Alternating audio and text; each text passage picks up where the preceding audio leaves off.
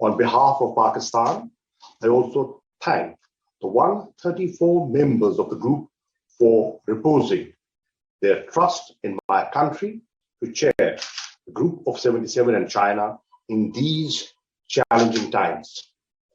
Excellencies, during the past 45 years, the Group of 77 and China has made significant contributions towards advancing the economic and social objectives of the developing countries. It has conceived many of the innovative ideas and approaches for international economic cooperation, such as the 0.7% ODA target, special and preferential treatment for developing countries in trade, and duty-free market access for the least developed countries.